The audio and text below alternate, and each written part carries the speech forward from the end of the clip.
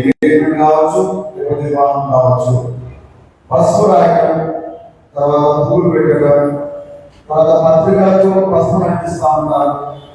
తర్వాత వచ్చేసి మరి దినాలు చూస్తూ ఉంటారు. అమావాస్యలో పెళ్లి చేసుకోవచ్చా చేసుకోకూడదా, పుణ్యం రోజు పెళ్లి చేసుకోవచ్చా చేసుకోకూడదా? ఇది నా ప్రశ్న. మంచిది మంచిది. అందరికి కావాల్సిన విషయమే తమ్ముడు సుధాకర్ కర్నూలులో పాస్టర్ గారు అయిన బ్యాప్టిస్ట్ సంఘం మరలా మీకు చెప్తున్నాను, వివాహ వ్యవస్థలో వివాహ యొక్క కార్యక్రమములో ఆడబిడ్డను కానీ మగబిడ్డను కానీ పెండ్లి కుమారుడుగా పెండ్లి కుమార్తెగా చేసేటప్పుడు కొన్ని చేసే పనులు ఉన్నాయి. కాబట్టి ఇలాగ చేయొచ్చా చేయకూడదా? పెళ్లి చేసే సమయంలో రోజులు మంచివి అని చూడాలా, క్రైస్తవం చూడక్కర్లేదా? నిజానికి మంచి రోజులు అంటూ ఉన్నాయా లేవా అనేటువంటిది తన విషయం.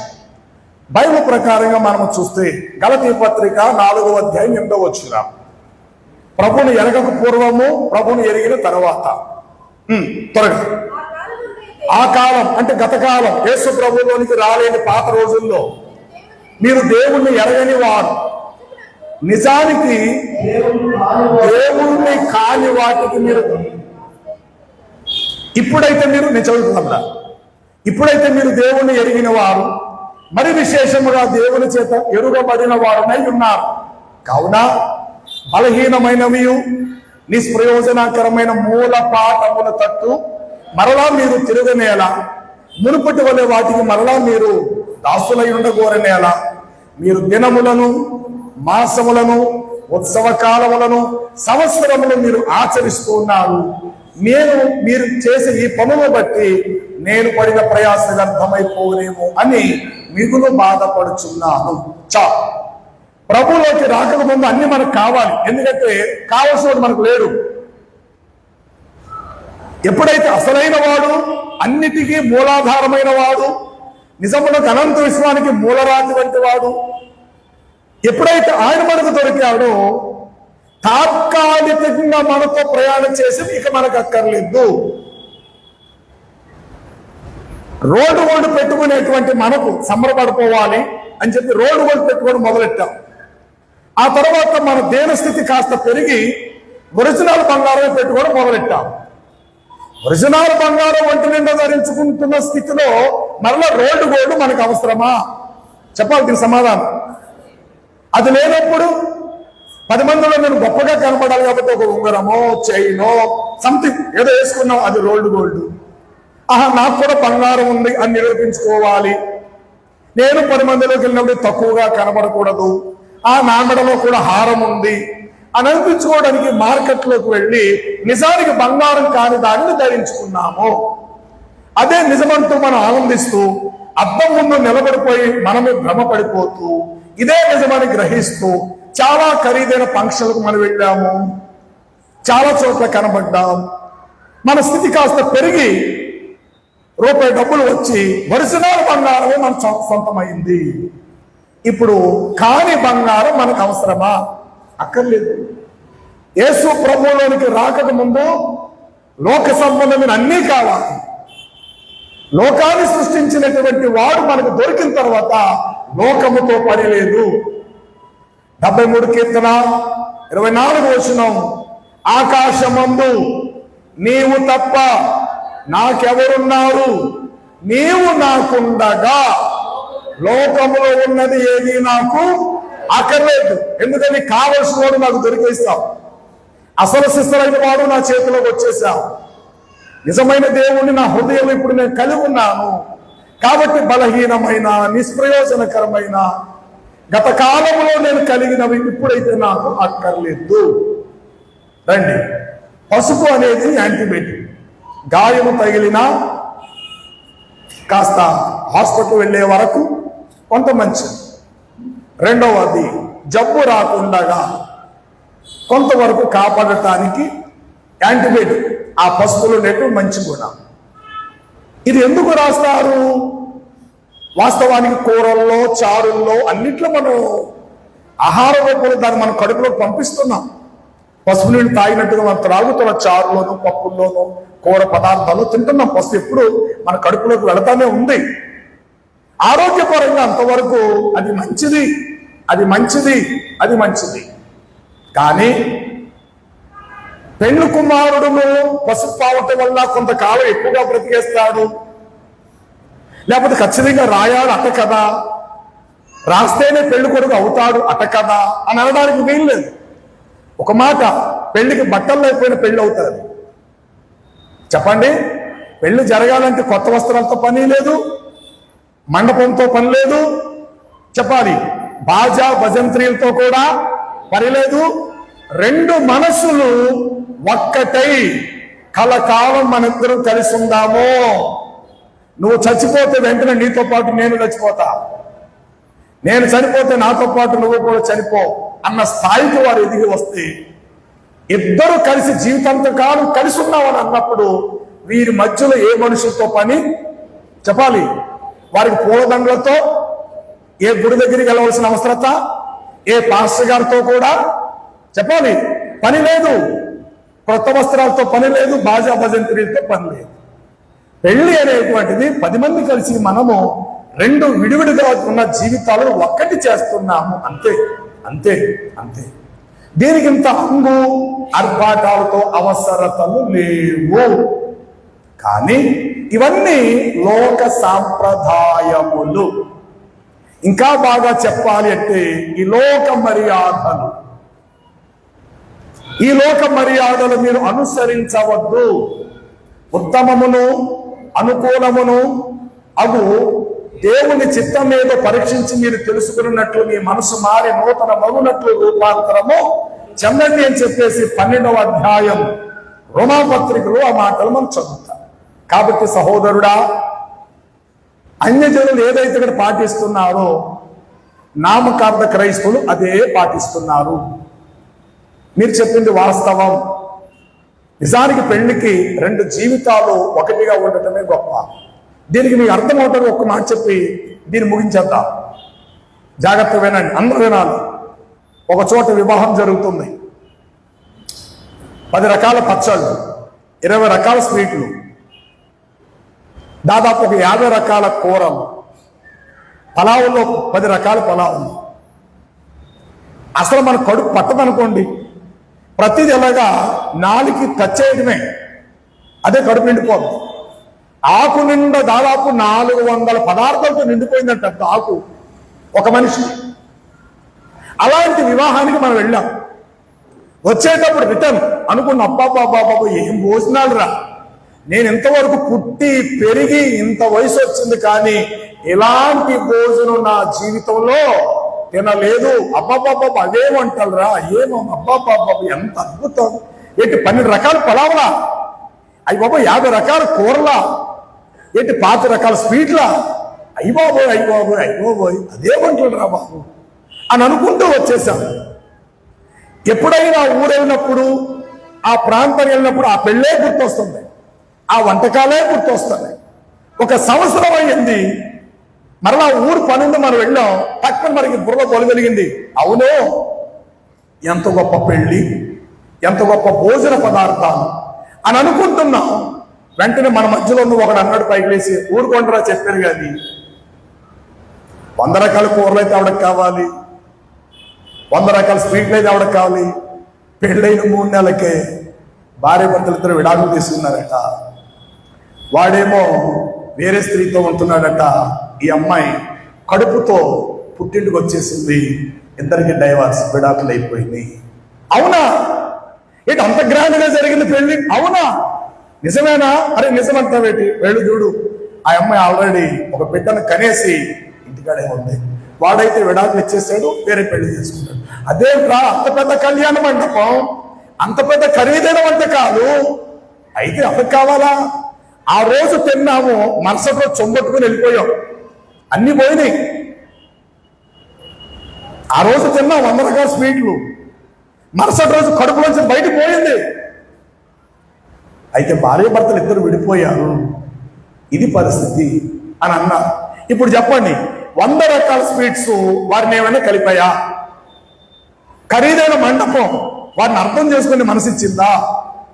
ఖరీదైన బ్యాండ్ మేళం, బాజా భజంత్రీలు విడిపోవలసిన వాళ్ళు విడమీయకుండా ఏమైనా ఆపగలిగాయా? అంటే రెండు జీవితాలు కలిసి ఉండటానికి ఇందులో ఏది ముఖ్యమైనది కాదు. రెండో మాట చెప్తున్నాను, అదే ఊరిలో ఇంకో వివాహం అయింది. భోజనానికి రెండని ఆహ్వాన పత్రాలు ఇచ్చారు. తీరా వెళ్ళి చూస్తే వట్టి పొడన్నం పవసరి సాంబార్తో పెట్టాడంతే. అందరు తూతుకొని ఊసారు. ఒరే ఇది భోజనమా, ఇది భోజనమా? చచ్చ కుక్కలు కూడా తినవరు ఇదే తిండి. చిచ్చి ఇది భోజనమే? మా కొంపలు మేము తినలేమా? మా కొంపలు ఇంతకంటే అందమైన కూరలు మాకు ఉండవా? ఇంతగా పెళ్లికి రమ్మని చెప్పి వట్టి సాంబార్తో అన్నం పెడతాడు చిచ్చి అని అనుకున్నా. వచ్చేట అందరు దూషించా. మరలా సంవత్సరం అయింది. అదే ఊరు వెళ్ళినప్పుడు మళ్ళా ఆ వంటలో గుర్తొచ్చాయి. ఓరు బాబు అదే ఊరురా బాబు, అదే ఇల్లురా, అదే మనుషులురా, అన్నం పెట్టడం కూడా వాళ్ళకి చేత కాదు అని. దాదాపు 2 సంవత్సరాలు అయిన తర్వాత అదే ఊరికి వెళ్ళాము. ఆ మాట అనుకుంటున్నప్పుడు మధ్యలో ఒకటి లేచాడు. ఊరుకోండ్రా చెప్పారు కానీ భోజనాలు ఆవిడకు కావాలి. నిజంగా ఆ ఊరిలో ఆ అమ్మాయి అబ్బాయి పుట్టినందుకు, వారు ఇష్టపడి పెళ్లి చేసుకున్నందుకు, లేకపోతే పెళ్లి జరిగించినందుకు ఆ ఊరి యొక్క ఆశ నెరవేరిందిరా.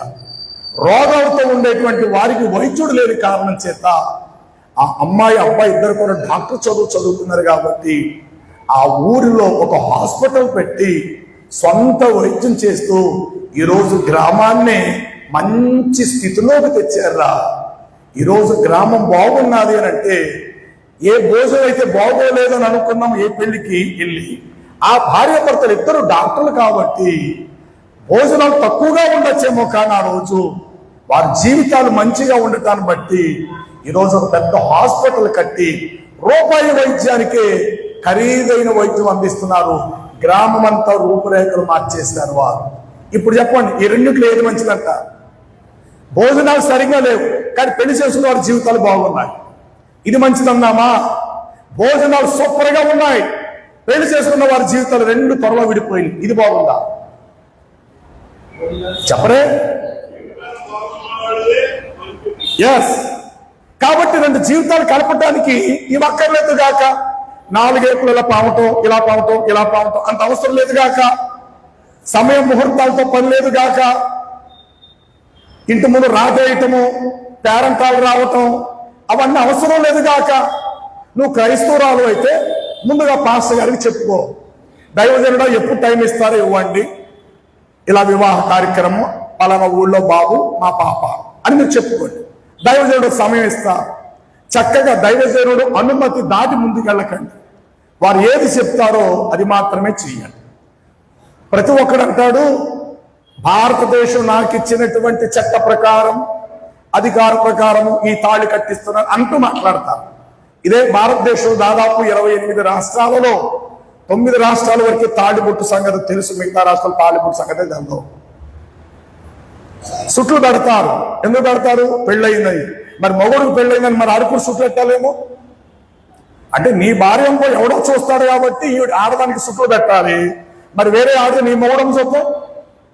మరి ఆడు కూడా సుట్లు పెట్టుకోవడం మంచిదేమో, ఓహో పెళ్ళైపోయినాడే కదా ఇతడు అని అనిపించుకోవడానికి ఆడి సుట్లు అవసరమేమో.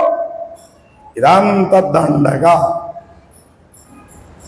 కాబట్టి వాక్యాన్ని ఎరిగిన వారు నిందించటానికి విరోధికి అవకాశం ఇవ్వకుండానట్లు ప్రయోజనకరమైనవి చేయండి, ప్రయోజనకరము కాని విడిచిపెట్టండి. నెంబర్ 1, కాళ్ళకు చెప్పులు నీకు అవసరం. ఎండలో నడిచినా, మండుచున్న ఎండలో నడిచినా, తుప్పల్లో నడిచినా కాళ్ళు కమలకుండునట్లు కాళ్ళకు చెప్పులు అవసరం. కానీ అదే కాలుకి 1 అంగుళం ఎత్తులో 2 అంగుళాలు పట్టి నీకు అవసరమా? నా సమాధానం చెప్పాలి నాకు. మీరు ఏంటి ఉపయోగం చెప్పండి. కాళ్ళకున్న చెప్పు నీ కాళ్ళకి రక్షక భటుడు. అందుకే వాటి పేరే పాదరక్షలు. ఏం పేరు అర్థం? పాదాలని కాపాడేవాడు. నీ పాదాలకు రాయి తాగకుండా, గాయం అవ్వకుండా చెప్పులు నిన్ను కాపాడుతాయి. చెప్పులకు పైన 1 అంగుళం ఎత్తులో నువ్వు పెట్టేటువంటి పట్టీలు ఎందుకు పెడతావు? సమాధానం చెప్పాలి.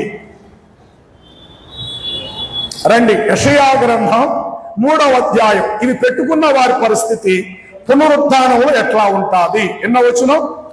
3వ అధ్యాయము యెషయా గ్రంథం 3. ఇప్పుడు అందరు కూడా ఈ మాట చదవాలి ఆడవాళ్ళు.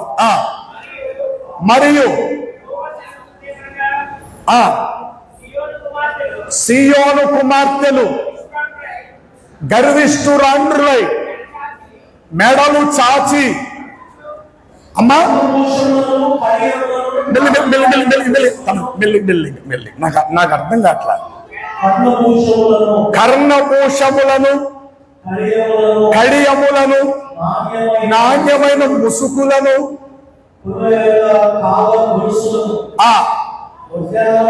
వడ్డానములను పరిమళపు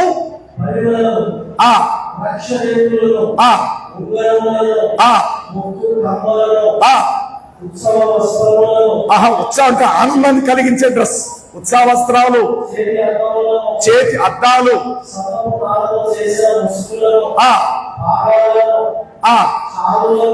అరే బాబు అందులో పట్టిలు కానీ చెప్పండి చాలు. ఆ ఒక్క మాట చాలు, స్టోరీ వద్దు. నేను ఏది చెప్పానో దానికే సరికి సమాధానం చెప్పాలి. అరే బాబోయ్ అందరికి మండుతుంది ఇక్కడ, ఒక్కొక్కరు లేచిపోతారు తారాజవల్లాగా.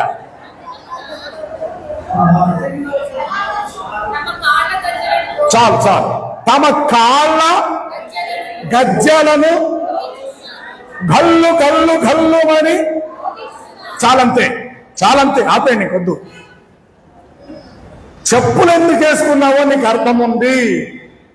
నీ కాలుకు గాయం తగలకుండా దానికి ఓటేద్దాం, అది మనకు అవసరం. అదే చెప్పుకి ఒక్క అంగుళం పైన గల్లు గల్లు గల్లు అనిపించే ఆ మువ్వల శబ్దాలు కలిగి పట్టి నువ్వు ఎందుకు పెట్టావో కారణం అని చెప్పాలి. అన్నం ఎందుకు తింటున్నావు కడుపు గట్ట, కారణం లేదండి. అరే బాబు నేను బ్రతకడం కోసం రా, నేను రేపటికి బ్రతకాలరా బాబు, అందుకు ఇప్పుడు అన్నం తింటున్నా. మంచినీళ్ళు ఎందుకు తాగావు, అరే రేపటికి బ్రతకాలరా బాబు, నాకు మంచినీళ్ళు అవసరం.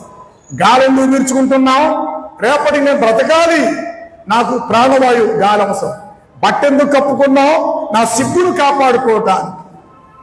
ఇలా చెప్పుకోవటానికి బట్టకు కారణం ఉంది, కానీ ఖరీదైన బట్టకు కారణం లేదు. నువ్వు పట్టు చీర కట్టు, గోనె పట్టా కట్టు, నీ సిగ్గును కాపాడగలుగుతా. దిగంబరత్వాన్ని కప్పిపుచ్చుకోవటానికి, బట్ట చుట్టుకోవటానికి అది గోనె బట్ట అయినా నీ మానాన్ని కాపాడుతుంది, పట్టు బట్ట అయినా నీ మానాన్ని కాపాడు.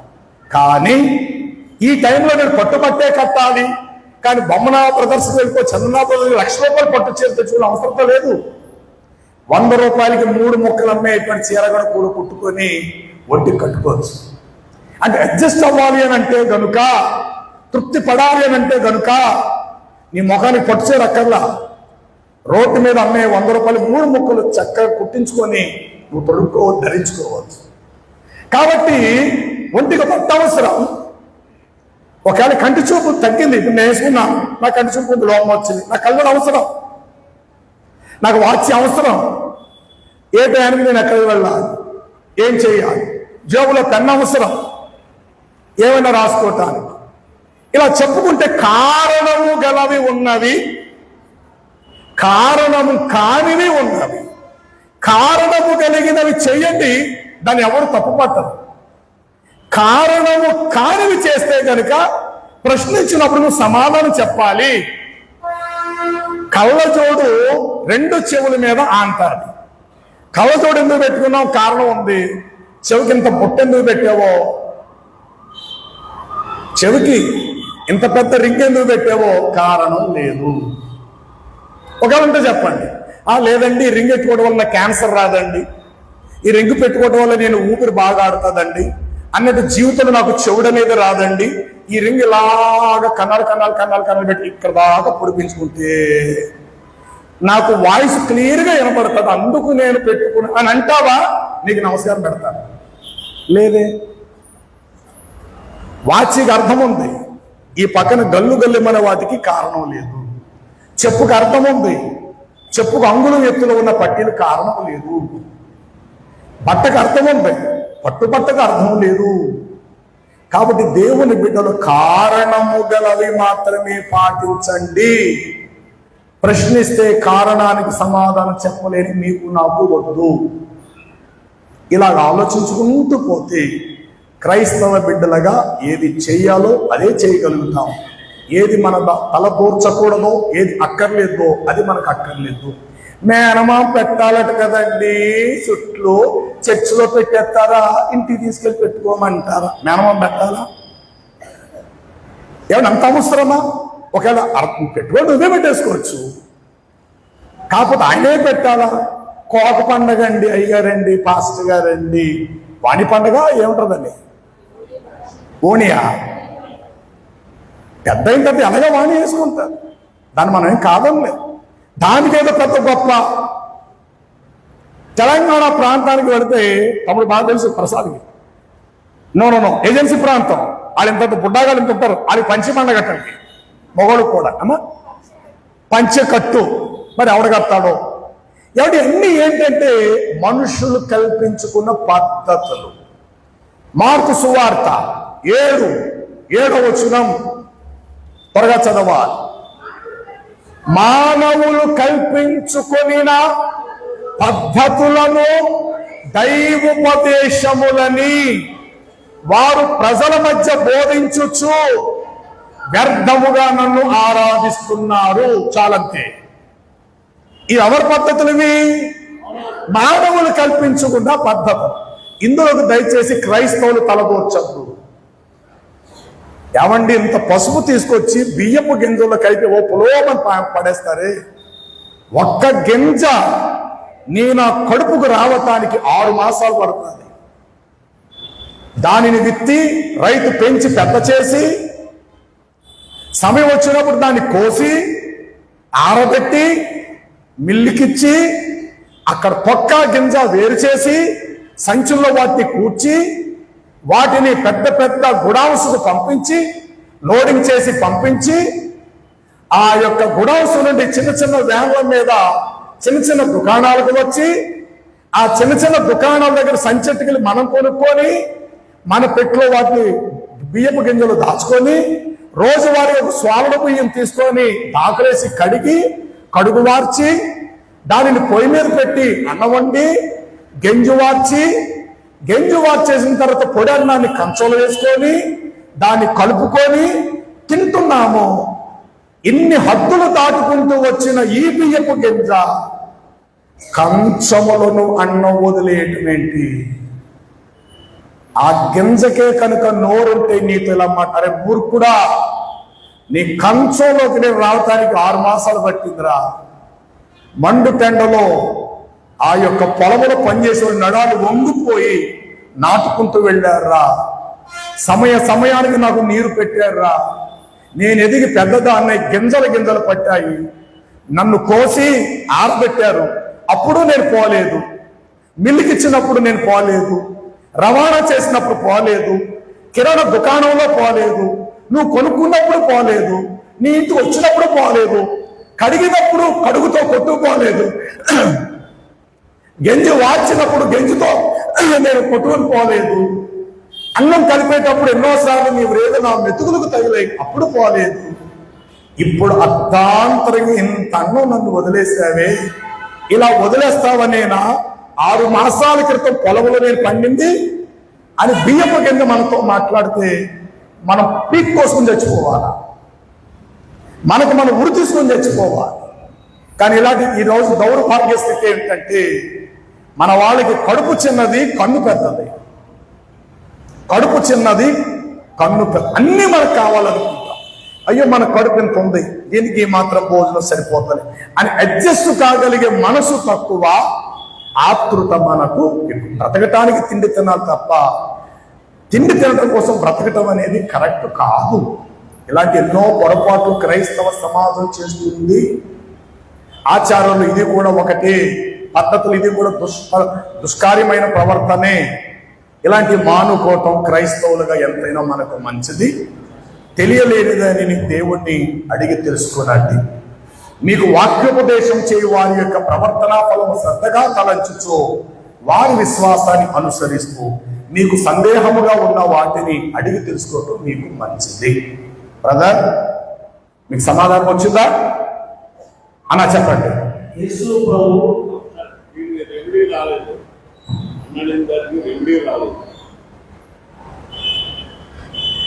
మ్యారేజ్ చేసే ఆయన ఆ,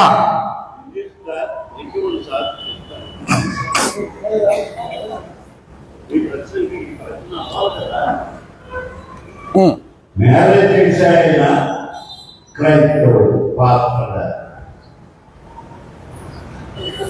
తాయి కూడా ఒక పాత్ర. అక్కడ అన్య సంప్రదాయంలో వివాహము జరిగేటప్పుడు ఈ క్రైస్తవుడు ఎవరుగా ఎవరిలోనే ఆ సాంప్రదాయాలు నడుపుతున్నాయని నాకు కరెక్టే అమ్మా, అదే అమ్మా చెప్తాను. అలాంటి వాటికి వెళ్ళకూడదు. సరే, సంతోషం. ఓకే అన్న, మంచిది. తర్వాత రెండో ప్రశ్న, యేసు ప్రభువారు నేనే దేవుడని ఎక్కడైనా చెప్పారా? యేసు ప్రభు నేనే దేవుడిని ఎక్కడైనా చెప్పారా? యోహాను సువార్త 10 అధ్యాయం 33వ వచనం, 33 నుండి, అందుకు యూదులు, నీవు మనుషుడు ఉండి దేవుడనని నీవు చెప్పుకొనుచున్నావు. చాలు చాలు చాలు. మీరు అడిగిన ప్రశ్న సమాధానం. యేసు ప్రభు ఎక్కడైనా నేను దేవుణ్ణని చెప్పుకున్నాడా? అంటే నేను దేవుణ్ణి అని అంటేనే దేవుడా? అంటే దేవుణ్ణి ఎట్లా మనం చూద్దాము? దేవుణ్ణి ఎట్లా అర్థం చేసుకుందాము? ఈనాడు దేవుని అర్థం చేసుకునే విషయంలో సమాజము చాలా అజ్ఞాన స్థితిలో ఉంది. ఉదాహరణ చెప్తాను, వినండి. ఇస్లాం ధర్మం ప్రకారం అల్లా సుబ్హానా తాలా దేవుడికి భార్య లేదు, దేవునికి ఏ కుమారుడు లేడు అనేది సిద్ధాంతం. అంటే మీకు అర్థమవుతానికి ఈ మాటకి దీన్ని జోడించి చెప్పాలా? ఇప్పుడు దేవుడు ఒక వ్యక్తిని నా కుమారా అని పిలిచాడు. అంటే మీ అమ్మ నా పిల్లవని అర్థమా? చెప్పజ్ఞ ఎంత సమాధానం చెప్పండి నాకు. దేవుడు నా కుమారా అని పిలిచాడు ఆయన. అలా పిలిచినందుకు దేవుడికి, అరే నన్ను నువ్వు కుమారా అని పిలుస్తావా? అరే నా తల్లితో నువ్వు ఎప్పుడున్నావా అని అన్నావా దేవుణ్ణి? నిజంగా ఈ ఉద్దేశం ఎక్కడి దాకా వెళ్ళిపోతుంది? పోని వాటిని పక్కన పెట్టండి. దేవుడిది నేనే ఉన్నాను. ఒక వ్యక్తిని, బాబు కుమారా ఇలా రా నాన్న, ఈ అడ్రస్ ఎక్కడ బాబు అని నేను అడిగాను. ఈలోగా ఆ పిల్లవాడు భుజం మీద చేసుకుంటూ వాళ్ళ నాన్న దగ్గరికి వచ్చాడు. నేను ఆ పిల్లని అడుగుతున్నా, చదువుకున్న పిల్లడు కాబట్టి, కుమారా ఈ అడ్రస్ ఎక్కడా అని. వెంటనే తండ్రి రివర్స్, ఏం మాట్లాడుతున్నావురా నువ్వు? నా కొడుకుని కుమారా అంటావురా? వీడి తల్లి నీతో ఎప్పుడున్నదిరా అని అంటే ఏంటి? దానికి ఏం సమాధానం? అంటే ఆ మాట అన్నందుకు అవతల వాడు అలాగ అర్థం చేసుకోవటం న్యాయబద్ధమా? రెండో మాట చెప్తూ దేవుళ్ళు వస్తాను మళ్ళా, గొడ్రాలుగా ఉన్నదానా నీ గర్భము తెరిచెదను, నీకు కుమారుడిని ఇస్తున్నాను అన్నాడు. అంటే రాత్రి రెడీగా ఉండు, నీ ఇంటికి నేను వస్తానని అర్థమా? నీ మాట్లాడితే ఎప్పుడు సిగ్గుపడను. సమాజంలో జరిగే వాస్తవాలు నేను డైరెక్ట్గా మాట్లాడు. మీరు సిగ్గుపడండి ఆడవాళ్ళు, కాకపోతే నాకు అనవసరం. నేను వాక్య ప్రకారం ఉన్నట్టుగా బతుకు చెప్పాలి. దేవుడు అన్నాడు, ఓ గొడ్రాలా నీ భర్తతో దాదాపు చాలా కాలం ఉన్నావు, నీ పిల్లలు పుట్టలేదు, నేను నిన్ను కనికరిస్తున్నాను, ఇదిగో ఈ రాత్రి నీ గర్భాన్ని తెరుస్తాను అన్నాడు దేవుడు. అంటే అర్థమేంటి? పైనున్న దేవుడు మంచి సెంటు రాసుకొని మేఘాల మీద దిగొచ్చేసి రాత్రి ఆవిడ ఇంటికి వెళ్ళి తలుపు తట్టేసి రాత్రంతా ఆవిడతో ఉండి గర్భం ఇస్తాడని అర్థమా? దాని ఆ రూట్లోనే అర్థం చేసుకున్నామా? ఎంత అజ్ఞానం అది! దేవుడు ఇక్కడికి రాకుండా ఏవైనా చేయడానికి సమర్థుడు. మూసిన తలుపును తెరుస్తాడు, తెరిచిన తలుపునైనా మూయగలుగుతాడు. కాబట్టి ఇప్పుడు కుమారాన్ని పిలిచినంత మాత్రం దేవుడికి భార్య ఉన్నది అని దేవుడికి రంగు కట్టడం అనేటువంటిది వాస్తవము కాదు. ఇదే క్రమములో ఇప్పుడు నేను దేవుణ్ణి అని చెప్పుకోవడానికి దేవుడు చెప్పుకోవాల్సిన అవసరం లేదు. ఎందుకు చెప్పుకోక్కర్లేదంటే ఆయన దేవుడు కాబట్టి. ఒకవేళ చెప్పగలిగే అవసరత వస్తే ఆయన ఎట్లాగైనా చెప్తాడు. అలాగని చెప్పే ప్రతి ఒక్కడు దేవుడు కాదు. ఇప్పుడు నేనే ఉన్నాను, నా పేరు ఫలానా, మీ అందరూ నేను తెలుసు. కానీ సభ ముగించేటప్పుడు ఒక మాట చెప్తాను, ఈ భూమి ఆకాశం సృష్టించింది నేనే సుమా, ఈ 3 రోజులు మీతో ఉన్నది దేవుడు నేనే అని అన్నయ్యారు. ఈ 3 రోజులు మీతో ఉన్నది నేనే దేవుడిని మాట వరుస అన్నా. అయినంత మాత్రం మాట అన్నంత మాత్రం దేవుడిని అయిపోతానా? ఒకడు మాటను బట్టి దేవుడు కాదు, క్రియాతత్వమును బట్టి అతడు దేవుడై ఉండాలి. మాటను బట్టి చాలా మంది దేవుడు అని చెప్పారు. పుట్టపర్తి సత్య సాయిబాబా, ఇంకెంతో మంది చెప్పారు నేను దేవుడు, నేను దేవుడు, నేను దేవుడు, నేను దేవుడు అని. ఇలా చెప్పుకునేవారు చాలా మంది. అలా చెప్పుకున్నంత మాత్రాన ప్రతి ఒక్కడు దేవుడు కాడు. మాట చెప్తే దేవుడు కాదు, తన క్రియాశీల తత్వమును బట్టి అతడు దేవుడై ఉండాలి. ఆ మాటకొస్తే యేసు ప్రభు వారు క్రియాతత్వమును బట్టి ఆయన స్వాభావికంగా ఆయన దేవుడు.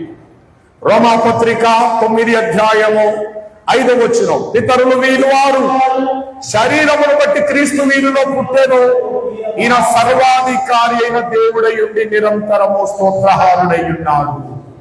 ప్రకటన గ్రంథం 21వ అధ్యాయం 6వ వచనం,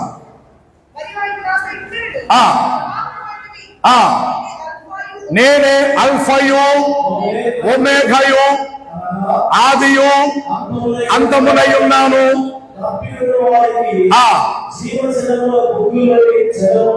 ఉచితముగా నేను ఇచ్చేదను, వీటిని స్వతంత్రించుకొనును.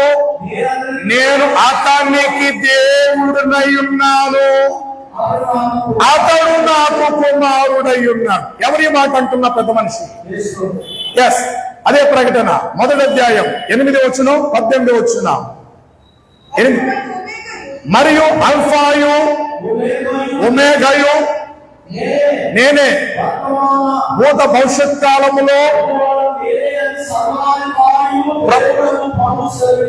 18వ వచనం, నేను మొదటి వాడను, జీవించువాడను, మృతుడునైతినే కాని యుగయుగములు సజీవుడునై ఉన్నా.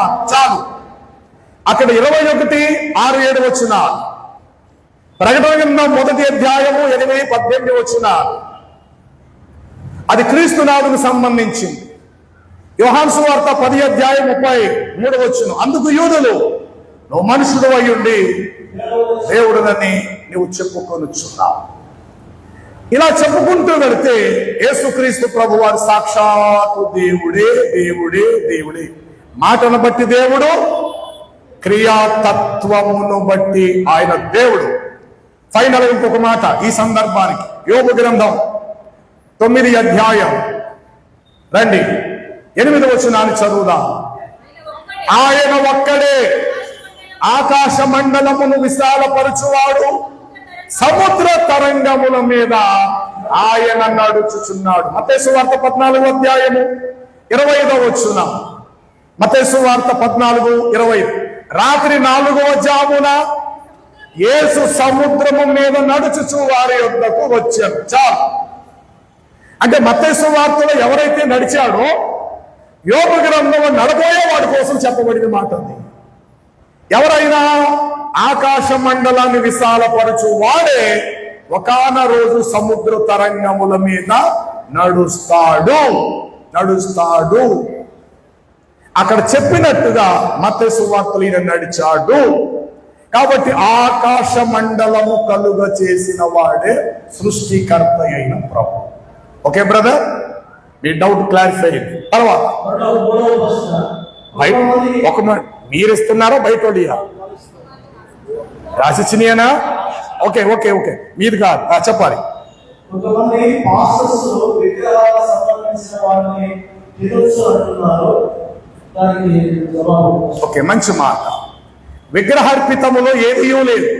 నెంబర్ 1, అలా అనుకుంటే కనుక దానికి మనం భయపడిన వారమయ్యాము. అందులో ఏదో ఉన్నదనేటువంటి ఒక భ్రమతో మనం ఉన్నాము అనేది వాస్తవం. అయితే ఏ పదార్థమైన దేవుడు మనకిచ్చింది, అది చిన్న అట్టుపండు మొదలుకొని ఆనపకాయ వరకు ప్రతిదీ దేవుడిది. కానీ మన ప్రక్కన కూర్చున్నటువంటి ఒక విశ్వాసును బట్టి ఆ భోజన పంక్తిలో మనం కూర్చున్నప్పుడు అది బలి అర్పించబడినది అని నీకు తెలిసిన ఎడల దాన్ని అక్కడే విడిచిపెట్టి వెళ్ళాలి. లేని ఎడల నీ పక్కన ఉన్నటువంటి వ్యక్తిని పాపములో నువ్వు కూడా దించటానికి నువ్వు కారకుడు అవుతావు. కాబట్టి విగ్రహ అర్పితము దగ్గర నైవేద్యము బలి అర్పించిన దానిని దయచేసి ఏ క్రైస్తవురాలు తినకూడదు. అయితే ఇప్పుడు సమాజంలో ఏమంటారంటే మీ దేవుడు పేరిట మీరు ఇచ్చిన కేకు తింటున్నాము, క్రిస్మస్ కేకులు, మరి మా దేవుడి దగ్గర పెట్టింది మీరెందుకు తినరు అని అనేవారు ఉన్నారు. ఇలాంటి సందర్భం ఎప్పుడైనా మీకు ఎదురైతే మీరు ఇట్లా చెప్పండి, ఇంతకీ ఇదేమిటి అని మీరు అడగండి ముందు వాళ్ళు. వారంటారు ప్రసాదం. ఏమంటారు? ప్రసాదం అంటారు. అప్పుడు మీరు అనండి, బాబు ప్రసాదము తినేంత గొప్ప దేవుడను నేను కాదు, రెండవది ప్రసాదం నువ్వు ఇచ్చేంత గొప్ప దేవుడవు నువ్వు కాదు. దేవుడి దగ్గర పెట్టేది నైవేద్యం, భక్తుడికి దేవుడు పెట్టేది ప్రసాదం. చెప్తున్నా, భక్తుడు దేవుడికి పెట్టేది నైవేద్యం సమర్పణయామి, భక్తుడు భగవంతుడికి పెట్టేదేమో నైవేద్యం, భగవంతుడు భక్తుడికి పెట్టేదాన్ని ప్రసాదం. ఇప్పుడు మనకు పెట్టేది దేవుడా మనుషుడా? మరి మనుషుడు పెడుతున్నప్పుడు అది ఎట్లా ప్రసాదం అవుతుంది? భస్మాసురుడు ఈశ్వరుడును ఒక ప్రశ్న అడిగాడు. అదేంటంటే, అయ్యా నాకు ఒక వరం ప్రసాదించవా, వరప్రసాదం నాకు ఇయ్యవా? ఏమిట్రా అబ్బాయి చెప్పు, ఇచ్చేస్తా అని. ఏమి లేదు, ఎవడు నెత్తి మీద చేయడుతానో వాడు భస్మం అయిపోవాలి అన్నాడు. ఓకే అన్నాడు ఆయన. అప్పుడు ఈయన అన్నాడు, అన్నట్టు నువ్వు ఇచ్చినటువంటి ఈ వరప్రసాదం నిజంగా నెరవేరుతుందో లేదో నీ నెత్తి మీద నేను చెయ్యేస్తాను అన్నాడట. వరం ఇచ్చినటువంటి వరప్రసాదం ఇచ్చిన వాడు వరప్రసాదం పొందుకున్న వాడికి భయపడ్డాడు. వాడు తరుగుతుంటే ఇతను పరిగెట్టుకుంటూ వెళ్ళాడు. ఈలోగా ఆ యొక్క వైకుంఠంలో ఉండేటువంటి విష్ణుమూర్తిని పిలిస్తే నర్తకి రూపములో ఒక స్త్రీ రూపంలో రావటం, భస్మాసురుడు ఇతగాడు కలిసి నాట్యం ఆడటం, అంతటా ఆ నర్తకి చెయ్యలా నెత్తి మీద వేసుకుంటే ఈ భస్మాసురుడు అనబడిన వాడు తన చెయ్యి కూడా తన మీద వేసుకోవటాన్ని బట్టి అతడు అక్కడక్కడే మూడుదైపోయాడు. కాబట్టి వరప్రసాదం ఇచ్చేవాడు దేవుడు, భక్తుడు దేవుడికి పెట్టేదేమో నైవేద్యం. ఇవాళ మా ఇంట్లో నైవేద్యం పెట్టేమండి, మూలన దేవతలకు మేము నైవేద్యం పెట్టేవండి అంత. నైవేద్యం భక్తుడు దేవుడికి పెట్టేది, ప్రసాదము భక్తుడికి దేవుడు పెట్టేది. మరి ఇప్పుడు వీడ ఒక కొబ్బరిగా పెట్టి కొట్టి సగం ముక్క తెచ్చి ప్రసాదం అంటే ఎట్లా కుదురుతుంది? ప్రసాదం మనుషుడిచ్చేది కాదు, ప్రసాదం దేవుడిచ్చేది అయి ఉండాలి. అలాగే నైవేద్యం దేవుడిచ్చేది కాదు, భక్తుడు దేవుడికి పెట్టేది నైవేద్యం. కాబట్టి ఇప్పుడు వాడిచ్చేది ప్రసాదం అన్నాడు కాబట్టి అది ప్రసాదం అయితే దేవుడు ఇవ్వాలి, ఇచ్చేది మనుషుడు కాబట్టి తినవలసిన అవసరత లేదు. మానవులందరికీ దేవుడిచ్చిన వరప్రసాదం యేసుక్రీస్తు ప్రభువారు. అనగా పాపము వల్ల వచ్చు జీతము మరణం, దేవుని కృపా వరప్రసాదం మన ప్రభువైన యేసుక్రీస్తు నందు నిత్య జీవం. ఇప్పుడు ఆ ప్రసాదం శరీరమును ధరించి లోకానికి వచ్చి ఆ ప్రసాదాన్ని మనకు పంచిపెట్టాడు. ఇది నా శరీరం, నన్ను మీరు తిన్నప్పుడల్లా, ఈ ప్రసాదాన్ని తిన్నప్పుడల్లా నన్ను మీరు జ్ఞాపకం చేసుకుని ఈ ప్రసాదము తినిన వాడు నా మూలముగా జీవిస్తాడు. అందుకని తెలియక మన అన్య సహోదరులు ప్రసాదాన్ని ఇట్లా ఇది క్రియారూపం కంటికి కనబడుతుంది. ప్రభు బలను తీసుకునేటప్పుడు ఇలాగేం అనుకోకల్లా అంతరంగములో పశ్చాత్తాపడి ఇది నా ప్రభు నాకు ఇచ్చిన వరప్రసాదం, ప్రభు శరీరం ప్రసాదంగా నేను పూజిస్తున్నా అని నువ్వు అంతరంగంలో విశ్వసించి నువ్వు దాన్ని తీసుకోవాలి. మానవులందరికీ దేవుడిచ్చిన ప్రసాదం యేసుక్రీస్తు ప్రభు వారు మాత్రమే, అది సత్యం. Okay brother? ఇంకో ప్రశ్న. మత్తయి సువార్త 20వ అధ్యాయము 52వ వచనంలో అంతటా దేవాలయమా పరిశుద్ధుల శరీరములో యేసు అనే వచనంలో ఈ పరిశుద్ధులు ఎవరు? అనేకులు అగుపడిన నుండి 40 దినాలు ఆయనతో కూడా ఆ పరిశుద్ధ పట్టణములో సంచారము చేసిరి. ఈ శరీరం కనబడ్డారా? అమ్మా, శరీరంతో అనేకులు అగుపడిన నుండి వారు ఏ శరీరంతో కనబడ్డారు? ఓకే మంచిది. యోబు గ్రంథములో యోబు అంటాడు, ఇలాగ నా శరీరం చీకిపోయిన తర్వాత నా కన్నులతో నేను ఆయన చూచేదను, నా విమోచకుడు సజీవుడనియు తర్వాత ఆయన భూమి మీద నిలుచునని ఎక్కడ మాట 19:25 ఏమని రాయబడింది? ఆయన నా విమోచకుడు సజీవుడనియు తరువాత ఆయన భూమి మీద నిలుచునని, ఒక శరీరముతో నా ఎదుట నిలుచుననియు నేను ఎరుగుదును. ఇలాగూ నా శరీరము చీకిపోయిన తర్వాత నేను శరీరముతో, ఎవరు చీకిపోవటం అనేది సమాధిలో జరిగే పని. చచ్చిన తర్వాత శవాన్ని తీసుకెళ్లి సమాధిలో పెట్టేస్తే కొంతకాలం అయిన తర్వాత శరీరం చీకిపోతాది, రూపురేఖలు ఉండవు. యోబు ఎప్పుడో చెప్పాడు, ఒకానో రోజు రక్షకుడు ఈ లోకానికి వస్తాడు, మనుషులందరికీ విమోచన క్రయధనముగా ఆయన మరణిస్తాడు. ఆయన మరణం మా పాప శాప విమోచన. కాబట్టి మృతుల లోకములో ఉన్నవారు అనేకులు సజీవులుగా బయటకు వస్తారు. అలా వచ్చిన గుంపులో యోబని నేను వస్తాను, నా కన్నులతో నేను ఆయనను చూచెదను. కాబట్టి అంతటా యేసు 51వ వచనం మత్తయి సువార్త, యేసు కెవ్వున కేక వేసి తన ప్రాణ విడవగా అంతటి దేవాలయపు తెర పైనుండి కిందకు రెండుగా చిరిగెను. అంతట సమాధులు బ్రద్దలై, కొండలు బండలు బ్రద్దలైనవి, సమాధులలో అనేక పరిశుద్ధులైన వారు సజీవులుగా లేవు. అంటే ఆదాము మొదలుకొని అంత ఆ గడియ వరకు మృతులైనటువంటి వారికి ఆయన రుణాన్ని చెల్లించాడు. హెబ్రీ పత్రిక 2వ అధ్యాయం 9వ వచనం. హెబ్రీ పత్రిక 2వ అధ్యాయము, దేవుని కృప వలన ఆయన ప్రతి మనుషుని కొరకు మరణము అనుభవించినట్లు. చాలు. ఎందరి కొరకు? మరి ప్రతి మనుషుని అందులో ఎవరున్నారు? ఆదాము ఉన్నాడు, అబ్రాహాము ఉన్నాడు, మోషే ఉన్నాడు, దావీదు ఉన్నాడు. ఈ లైన్ ప్రకారం చూస్తే క్రీస్తు శిలువలో కెవ్వున కేక వేసేసరికి అప్పటికి ఎన్ని కోట్ల మంది అయితే ఉన్నారు, పరిశుద్ధులు లేపబడ్డారు. ఆయన అందరి కొరకు మరణించినని వ్రాయబడినది. కొరింథీ పత్రిక 15వ అధ్యాయం, పౌలు రాసిన తన మొదటి పత్రిక 15వ అధ్యాయము 21-22. మనుషుని ద్వారా మరణం వచ్చాను, తిరిగి మనుషుని ద్వారానే మృతుల పునరుద్ధానము కలిగెను.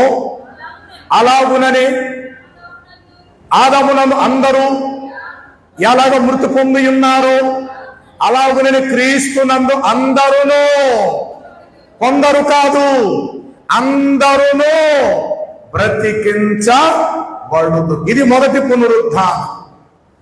అసలు పునరుద్ధానం అనగా లేచుట.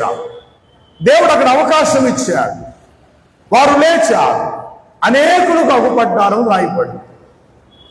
అందుకు లేవియా కాండములో 23వ అధ్యాయంలో చాలా కొండ, సమయం లేదు కాబట్టి వినండి, చాలా కొండ గుర్తులు మీరు ఇంటికి చదువుకోండి. లేవియా కాండం 23వ అధ్యాయం. ఒక పనను తీసుకొచ్చి అల్లాడించాలి. పనలలో మొదటి పనను అల్లాడించాలి. ఆ తర్వాత 7 రోజులు గడిచింది, 50 రోజులు గడిచిన తర్వాత రెండవ పనను తీసుకొచ్చి అల్లాడించాలి అంటాడు. ఇది క్రీస్తు యొక్క పునరుద్ధానానికి, పరిశుద్ధాత్మ మేడగదిలో వచ్చేదానికి సాదృశ్య రూపాలు. లేఖనం ప్రకారం యోబు చెప్పాడు, నేను ఆయన చూస్తానని.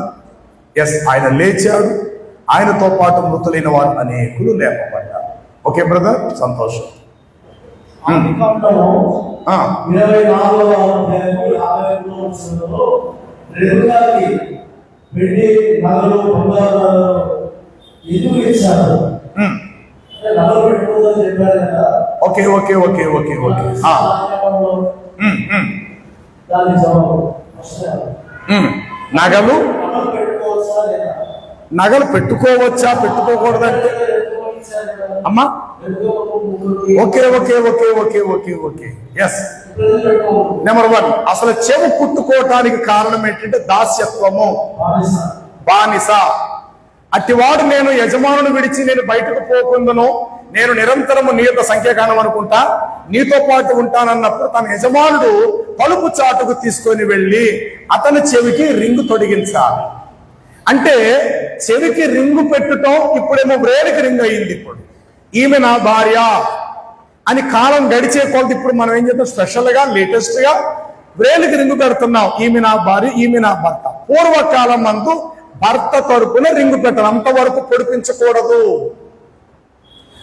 ఇప్పుడు ఏం చేద్దంటే పిల్ల పుట్టిన వారం రోజులకో నెల రోజులకో వీలు పెట్టేస్తారు. పూర్వకాలం అలా కాదు, భర్త తరపు వారు గుచ్చాలి.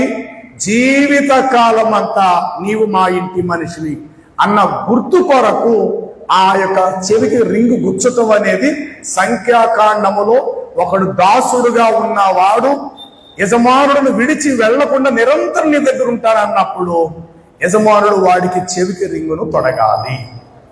ఏమ్మా? కాబట్టి నగలు పూర్వకాలంలో పెట్టారని పెట్టారు. దీనికి అలంకార రూపములో హెజ్కేలు గ్రంథం చూడండి, 16వ అధ్యాయం 6వ వచనము నుండి.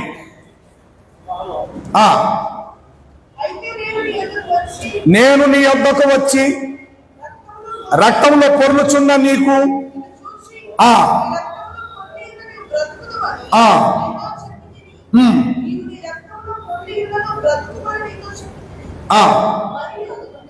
ఎన్ని 11 ఎస్ ఆభరణముల చేత నిన్ను అలంకరించి నీ చేతికి కడియములను పెట్టి నీ మెడకు పొలుసును కూడా తగిలించి నీ చెవులకును అమ్మా నీ ముక్కునకును పోగులను ఆ తల మీద కిరీటము.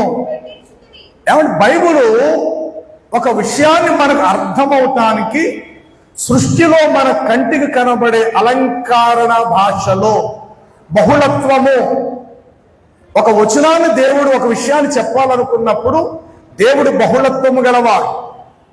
ఇప్పుడు 2-3 ప్రార్థిస్తున్నాం, మన మధ్యలో ఉన్నాడు. ఇంకో చర్చిలో 2-3 ప్రార్థిస్తున్నారు, అక్కడ ఆయన ఉన్నాడు. నువ్వేమని ప్రార్థన చేస్తున్నావు? ఇక్కడ ప్రభువా ఎక్కడ 2-3 ఉంటారు, వారి మధ్యలో ఉంటానా అన్నావు. సరే, మన నెలసనయ్య గారి చర్చలో మనం ప్రార్థన చేస్తాం, ఆయన మన మధ్య ఉన్నారు. బైపాస్ రోడ్ ఇంకో చర్చ ఉంది, ఇప్పుడు ప్రార్థన చేసుకుంటున్నారు వాళ్ళు కూడా, అక్కడ కూడా ఆయన ఉన్నాడు.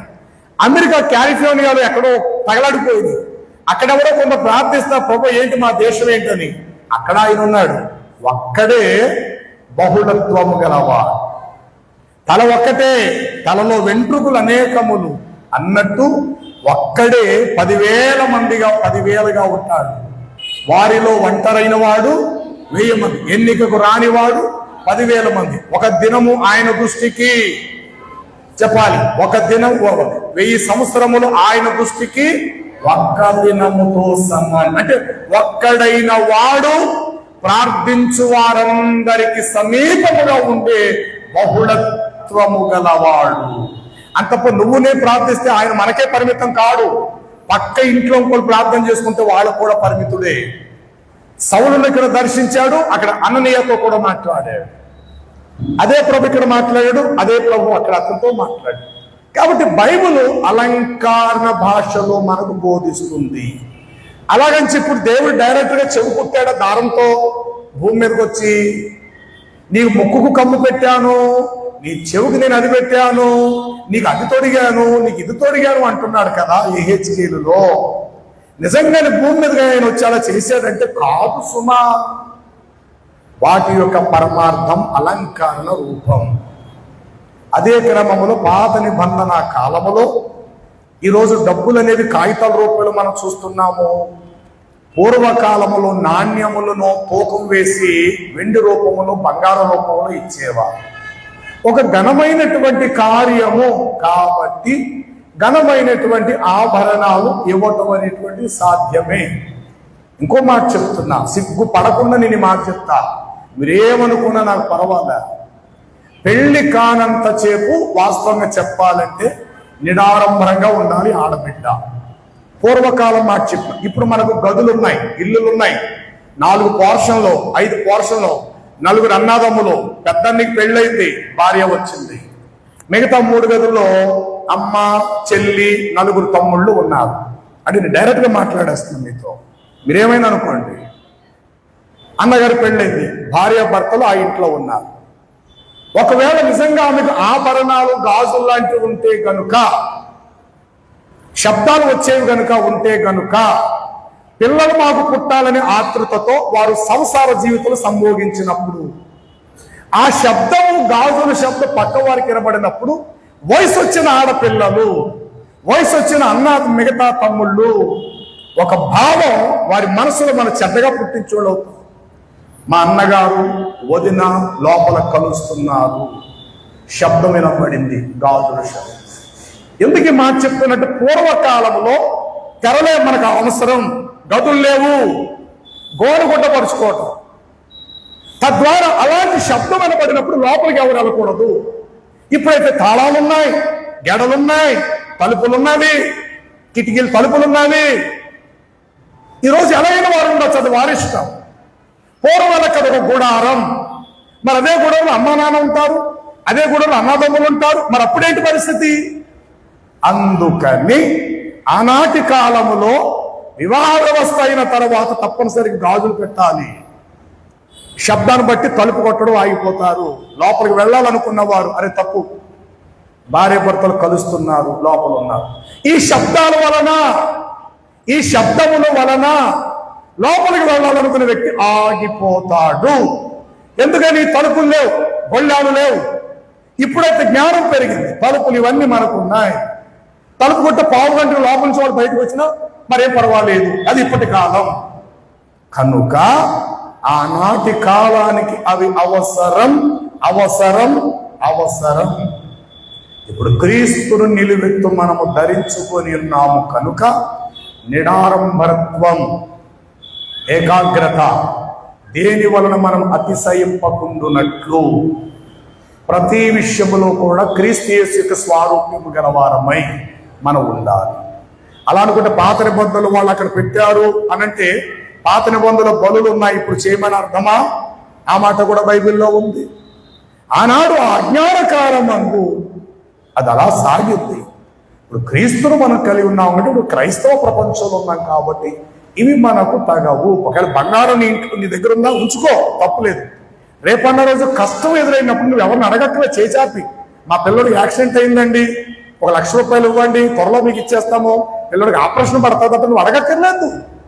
బంగారమే కనుక నీ ఇంట్లో ఉంటే ఎవరిని అడగకుండా బంగారం తీసుకెళ్లి బ్యాంకులలో తాకట్టు పెట్టుకుంటే ఆ 1 లక్ష రూపాయలు వాడే ఇచ్చేస్తాడు. కాబట్టి ఈ రోజు నీ ఇంట్లో బంగారం ఉండొద్దని నేను అనట్లేదు, ఉంచుకో, ఉండమే, ఎవరిని అడుక్కోకుండా. కానీ నాకే ఉంది అని చెప్పి ప్రదర్శన చేసుకోక, దాసుకో, 100 కేజీలు 100 తులాల బంగారం ఉందా, ఉంచుకో, దర్జాగా బ్రతుకు. రేపు పొద్దున కష్టం వచ్చిందా ఎవరింటికి నువ్వు వెళ్ళక, మీ తల్లిదండ్రులు ఇచ్చిన ఆస్తి ఆ బంగారం అనుకో, దాని ఇంట్లో పెట్టుకో. ఎప్పుడైనా కష్టం ఎదురైతే దాన్ని డబ్బు రూపంగా మార్చుకో, ఆ కష్టం నుండి తొలగించుకో. ఇది సింపుల్ పాయింట్, లైక్ సింపుల్గా మీరు చేయవలసిన పని. అంతప్ప నాకే ఉందని ధరించుకోవటం అనేది సమాజంలో ఒకలాంటి అహంకారత్వానికి సాదృశ్యం. ఓకే బ్రదర్, థ్యాంక్ యూ, మంచిది.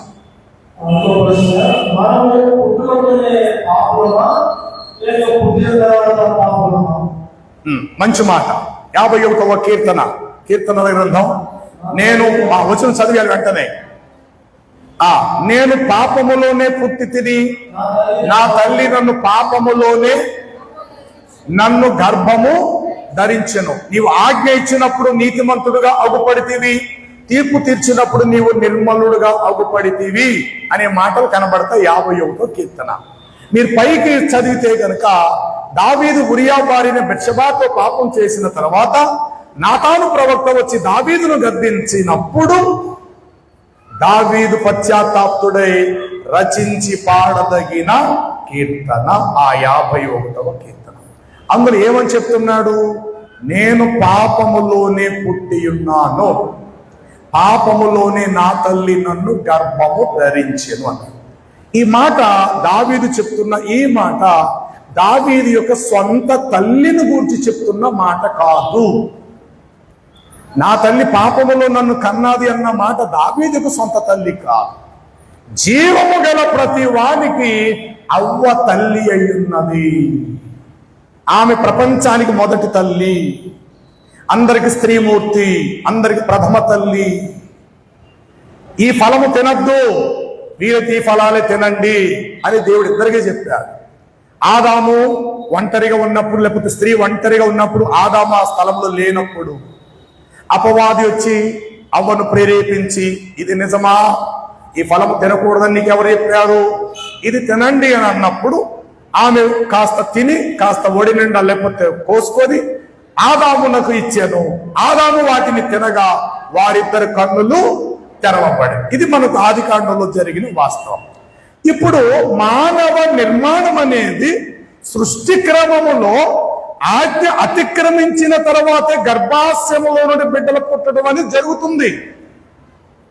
ఫలము తినక ముందు ఆదాము అవ్వ కలవలేదు, అవ్వ గర్భం ధరించటం లేదు, పిల్లలు పుట్టడం అనేది అంతకు ముందు లేదు. కానీ సృష్టిలో పిల్లలు పుట్టాలని దేవుడి సంకల్పమే. మీరు ఫలించి అభివృద్ధి నొంది విస్తరించి భూమిని నింపి దానిని లోపరుచుకునుడి. ఈ మాట తప్పు చెయ్యక ముందే చెప్పిన మాటే. అయితే వినండి, దావీదు ఇప్పుడు తప్పు చేశాడు. ఈ విషయంలో నాతాను వచ్చి గద్దించాడు. దావీదు పశ్చాత్తాపడి ఏడుస్తూ దేవుని శరణు కోరుకుంటున్నాడు. దేవా, దావీదు అనబడిన నేను తప్పు చేశానని నీ సేవకుని పంపించిన గద్దించే బాగానే ఉంది. నా అంతటి నేను సాహసించి నేను చేసిన తప్పు కాదయ్యా, అది నా నైజములో ఉంది, నా స్వభావంలో ఉంది. బై బర్త్ నేను పుట్టుకతోటే పాపములో పుట్టినవాడు. ఎందుకంటే మా అమ్మ ఏదేను తోటలో అందరికీ తల్లి అవ్వమ్మ, నువ్వు ఆజ్ఞను ధిక్కరించిన తర్వాతే కదా కయ్యూను అన్నవాడిని కన్నది. ఆ తర్వాత హేబేలు అన్నవాడు పుట్టాడు కదా. అక్కడి నుంచి జనసంచారం అంతా పుట్టుకుంటూ వచ్చాం కదా. ఆనాడు అవ్వమ్మను క్షమించినప్పుడు అల్పుడునైన నన్నెందుకు నువ్వు క్షమించకూడదు? ఎందుకంటే నా అంతట నేను తెగించి చేసిన పాపం కాదు ఇది, నా తల్లియే పాపములో నన్ను కన్నది, జన్మించింది. నేను పాపములో పుట్టినవాడు. నీవు ఆజ్ఞాపించావు ఈ చెట్టు ఫలం తినద్దు, తినమని ఇచ్చేక చస్తారని, కానీ వారు వినలేదు. ఆ తర్వాత నువ్వు తీర్పు తీర్చావు. ఓ సర్పమా, నువ్వు మన్ను నాకేదావు. ఓ స్త్రీ, వేదనతో బిడ్డల కంటావు. ఓ ఆదామా, చెమట కాచి భూమిని స్వేచ్ఛపరిచి ఆహారం తింటావు అని నువ్వు తీర్పు తీర్చావు. ముందు నువ్వు ఆజ్ఞాపించినప్పుడు నీతిమంతుడుగా కనబడ్డావు.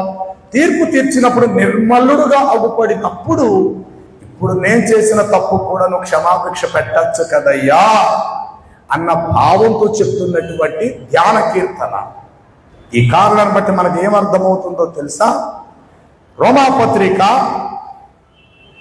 5వ అధ్యాయము 12వ వచనం, ఇట్లుండగా ఒక మనుషుని ద్వారా పాపము ద్వారా మరణము లోకములోకి ఎట్లా ప్రవేశించడం, అలాగే మనుషులందరూ పాపము చేసి ఉన్నందున మరణం అందరికీ సంప్రాప్తం. చాలంతే. బాగా వినండి, నా దొడ్లో వేసిన ములక్కాడ చెట్టు చాలా బాగుంది, మీకు వంట చేసి పెట్టారు చాలా బాగుంది. మీరు అడిగారు, సార్ ఈ ములక్కాడలో మా అమెరికాలో దొరకవు, ఈ రాత్రి మేము ఫ్లైట్ ఎక్కి మేము అమెరికా వెళ్ళబోతున్నాం, మాకు కూడా ఇలాంటి ములక్కాడలు కావాలంటే ఏం చేయాలి అని అడిగాము. వెంటనే ఒక కొమ్మ విరిచి లేకపోతే ఒక ములక్కాడ విత్తనాలు నా చెట్టుకు సంబంధించి నీకు ఇచ్చా. నువ్వు అమెరికా వెళ్ళావు, మంచి నేలలో నువ్వు వేసావు, నా దొడ్లో మొలిచినట్టుగానే ములక చెట్టు నీ ప్రాంతంలో కూడా మొలిచింది. ప్రదేశాలు మారినా దానిలో రుచి మాత్రం మారదు. తర్వాత ఫోన్ చేసిన అమ్మాయి, ఎలా ఉన్న ములక్కాడలో? అబ్బ సూపర్ అండి, అచ్చు మీ ఇంట్లో మేము తిన్నప్పుడు కూర ఎట్లా ఉందో మేము ఇప్పుడు అమెరికాలో మేము వంట చేసుకొని తిన్నాం, అదే ములక్కాడతో మంచి రుచిగా ఉంది. ఇక్కడ తీయగా ఉన్న అక్కడ చేదుగా మారలేదే. కారణము ఒకే విత్తనము నలుమూలలు సంచరించింది, స్వభావం ఎక్కడ మారదు. అమెరికాలో పుట్టినా ఆంధ్రాలో పుట్టినా ఆజ్ఞ అతిక్రమించిన తర్వాత మానవ నిర్మాణం కలిగింది, లేకపోతే పుట్టడం మనం జరిగింది. కాబట్టి 51వ కీర్తనలో చెప్పినటువంటి మాట ప్రకారముగా పుట్టుక పాపం కాదు, పుట్టుకతో పాపం. పుట్టుకతోటి, అందుకే నరుని హృదయాలోచన బాల్యము నుండే చెడ్డది, వారు పుట్టుకతోనే ఆబద్ధం ఆడుచు తప్పిపోవచ్చున్నారని చెప్పేసి వ్రాయబడినది. ఈ కారణము చేత భార్యాభర్తలు కలవటం తప్పు కాదు, సృష్టి క్రమం. ఏ జంతువైనా 2 కలిస్తేనే మూడో దాన్ని చూస్తుంది, 2 కలిస్తే మూడోది ఉత్పత్తి అవుతుంది. వివాహమైన తర్వాత భార్య భర్తల దాంపత్యం వారి శారీరక బిడ్డలను కలగాలి కాబట్టి అలాగే ప్రయత్నం చేయాలి. అలా చేస్తేనే వారి పిల్లలు పుడతారు. ఇది క్రమం. ఇది దేవుడు ఆల్రెడీ ముందుగానే ఒక ముద్ర వేసేసాడు. కానీ ఆజ్ఞ ధిక్కరించిన తర్వాత గర్భం ధరించటం వలన పాప నైజం అనేది పుట్టుకుంటూ వచ్చింది. ఈ కారణం చేత భార్య భర్తలు కలిసి సంభోగించటము తప్పు కాదు. కానీ పుట్టే ప్రతి ప్రాణి అనగా మానవులు ఆజ్ఞ అతిక్రమించిన తర్వాత మానవ నిర్మాణం కలిగినట్టు కయ్యూను హేబేలు పుట్టారు కాబట్టి పుట్టుక పాపం కాదు. పుట్టుకతో పాప నైజము పాప స్వభావంతో పుడుతున్నాం. అందుకే ఎఫెసీ పత్రికలో ఆయన ఆకారమునకు మనుషుడై ఉండి మరణము పొందినంతగా విధేయత చూపిన వాడై తనను తాను ఆకారమునకు ఆయన మనలాగా ఉన్నాడు. మనం ఆయన యందు దేవుని నీతి యగునట్టు పాపము ఎరుగని ఆయన మన కోసము పాపముగా చేయబడ్డాడు. కాబట్టి పుట్టుక పాపం కాదు. కానీ పుట్టుకతో స్వభావము పాప నైజముతో మానవుడు పుట్టాడు. కొత్తగా పాపం కొని మనం పెట్టుకుంటాం. అబద్ధం ఆడమని ఎవరు ట్రైనింగ్ ఇవ్వరు. కానీ అబద్ధం ఆడటం మనకి లోపల నుండి అలవాటు అవుతారు. బయట నుండి తిన్నదాన్ని బట్టి మనుషులు అపవిత్రుడు కాదు. లోపల ఉన్న దాన్ని బట్టి మానవుడు అపవిత్రుడై ఉన్నాడు. Okay brother, thank you. కొంతమంది ఇస్తారు, కొన్ని సంఘాల్లో ప్రతివారం ఇస్తారు. దీనికి జవాబు ఎలాగా తప్పు లేదు. ప్రతి నెలకోసారి ఇస్తారు. కొన్ని సంఘాల్లో ప్రతి ఆదివారం ఇస్తారు. దీనికి సరైన జవాబు వాస్తవానికి కొరింథీ పత్రిక 11వ అధ్యాయములో అక్కడ చెప్పబడిన మాట 16-17 వచ్చింది అంటారు. మరణము మీరు అది 22-23 అనుకుంటా. అది అయిపోయింది. కిందకు వచ్చేసరికి అక్కడ అంటాడు కదా, అదేంటంటే ఆయన శరీరము తీసుకుంటున్న మనం ఆయన మరణమును ఏం చేయాలి? ప్రచురించాలి. అది ముఖ్యమైనది. ఏంటంటే నెంబర్ 1, ప్రభు శరీరం తీసుకునేటప్పుడు గత దినాన్ని ఒక మాట చెప్పాను. బాప్తిసం నీకు ఎవరిచ్చారు నువ్వు మర్చిపోయిన పర్లా. బాప్తిజం ఏ సంవత్సరం తీసుకున్నావు, ఏ నెలలో తీసుకున్నావు, ఏ రోజు తీసుకున్నావు, సముద్రం నీళ్లతోట, బావి నీళ్లతోట, లేకపోతే నదిలో నీళ్లతోట, ఇది నువ్వు మర్చిపోయినా పర్వాలా. ఈ ఊళ్ళో తీసుకున్నావా, ఇంకో ఊళ్ళో తీసుకున్నావా, ఇది పర్వాలేదు. మొత్తం మీద బాప్తిజం తీసుకున్నాను సుమా అన్న సంగతి మాత్రము మరచిపోవద్దు. బాప్తిజం ఎక్కడైనా తీసుకోండి, కానీ తీసుకున్న సంగతి మాత్రం మర్చిపోద్దు. అదే క్రమములో ప్రభు యొక్క శరీరం తీసుకునేటప్పుడల్లా ఏంటో తెలుసా? నా కొరకు ఆయన మరణించారు కాబట్టి ఆయన మరణాన్ని నేను రుచి చూస్తున్నాను, రుచి చూశాను, రుచి చూసి తెలుసుకొనుడి, రుచి చూశాను. ఇక మీద రుచి చూసిన నేను ఈ రుచి నేను చేయాలి, 10 మందికి అందించాలి. కాబట్టి ఆయన మరణ వార్తను ప్రచురించుట కొరకు బలలో పాలు పంపులు పొందాలి. బలలో పాలు పంపులు పొందేవా దేవుడు నీకు పరలోకమే ఇచ్చాడు. అవునా బిడ్డ, నా శరీరం తింటున్నావా నువ్వు? ఓహో, అయితే నీకు పరలో గ్రాండెడ్ సక్సెస్ అమ్మా అని చెప్పడైనా. నువ్వు ప్రభు శరీరం తీసుకున్నంత మాత్రాన నీకు నాకు పరలోకం ఇచ్చేస్తాడని బైబుల్లో లేదు. అది తీసుకునేటప్పుడు ఉండవలసిన ఉద్దేశం రాయబడినది ఇక్కడ. ఏమిటంటే నేను పాపిని, ఆయన పరిశుద్ధుడు, నా కొరకు ఆయన చనిపోయాడు అనే జ్ఞాపకం చేసుకోవటం. నేనంట వారానికి ఒక రోజు కాదు, ప్రతి దినము జ్ఞాపకం చేసుకోవాలి. ప్రతి దినమైన మరణ వార్త లోకానికి అందించాలి. అందిస్తూ దినదినము మనం చనిపోతూ, క్రీస్తులో మనము చనిపోతూ, లోకంలో పాప విషయంలో చనిపోతూ, క్రీస్తులో దినదినము మనం బ్రతుకుతూ ఉండాలి. కాబట్టి ప్రతిరోజు తీసుకున్న సంతోషమే, వారానికి ఒక రోజు తీసుకున్న సంతోషమే, నెలకు ఒక పర్యాయం నువ్వు ఎప్పుడు తీసుకున్న దాన్ని బట్టి నీకు పరలోకం కాదు. తీసుకున్న తర్వాత నుండి నువ్వు జీవించే జీవన విధానాన్ని బట్టి నీకు నాకు పరలోకం. Okay brother, thank you. దేవుడు ఈ లోకంలో చేసినప్పుడు, మొదటిగా మానవుని సృష్టించినప్పుడు ఈ లోకం ప్రారంభించబడిందని ఉంది. కానీ ఆయన పరలోకం అనేది అంతకుముందే ఉంటే పరలోకంలో దేవతలు ఉన్నారు, పెద్దలు సృష్టించవలసినది అని చెప్పారు మాస్టర్ గారు. ఈ లోకము దేవుడు చేసినప్పుడు అంతకుముందే పరలోక రాజ్యం ఉన్నారు. ఎవరైనా ఇది మంచిది, సంతోషం. అది చాలా సింపులే కదా. అంటే మానవుడిని సృష్టించక ముందు పరలోకం ఉన్నదా లేదా లేదా? ఉంది ఉంది నానా.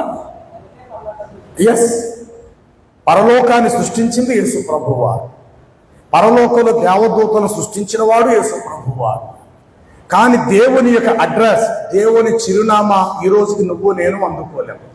వాస్తవానికి దేవుడు కూడా ఉన్నది పరలోకంలో కాదు. ఎవరినైతే మన తండ్రి అని సంబోధిస్తున్నామో, సృష్టికర్త యెహోవా దేవుడని ఎవరినైతే మనం అంటున్నామో, అందుకే నా యూట్యూబ్ ఛానల్లో ఒక అంశం ఉంటుంది, విశ్వమునకు ముందు తండ్రి, విశ్వములో ముందు కుమారుడు. అది మీరు చూస్తే మీకు తెలిసిపోతాయి. విశ్వమునకు ముందు తండ్రి, ఆ విశ్వమునకు ముందుగా ఉన్న తండ్రి విశ్వములో ప్రధాన పాత్రగా కుమారుడు సృష్టించి కుమారుడు ద్వారా విశ్వాన్ని కలిగించాడు. పరలోకముకి సమీపింపరాని తేజస్సుకు మధ్యవర్తి క్రీస్తు. సమీపింపరాని తేజస్సులో ఉండేది ఎవరినైతే తండ్రి అంటాం ఆయనే. అతను ఈ రోజు వరకు ఎవరు చూడరా. యోహాను సువార్త 1వ అధ్యాయము 18వ వచనం త్వరగా చదువుదాం. యోహాను సువార్త అది కదా, సరిగ్గా చదవాలి. ఎవడును ఎప్పుడైనాను తండ్రి అయిన దేవుణ్ణి ఈ రోజు వరకు చూడలేదు. తండ్రి రొమ్మునున్న అద్వితీయ కుమారుడు ఆయనను లోకమునకు, అంతవరకు దూతలు కూడా ఆయన చూడలేదు. మరి దూతలు ఎవరిని ఆరాధించిరి? యేసునాథుడునే. ఈ యేసునాథుడే సమీపింపరాని తేజస్సులో నుండి ఒక అణువుగా అపరంజిని వంటి వాడి, ప్రజ్వలించుచున్న అపరంజిని వంటి వాడిగా దేవదూతల మధ్యకు వచ్చి నిలిచిన వాడు ఈ క్రీస్తే. కాబట్టి విశ్వము క్రీస్తు ద్వారా కలిగించింది. ప్రపంచములో హెబ్రీ పత్రిక 1వ అధ్యాయం 3వ వచనం, హెబ్రీ పత్రిక 11వ అధ్యాయం 3వ వచనం చూస్తే అక్కడ అంటాడు, మన తక్కలేదు, తన కుమారుని ద్వారా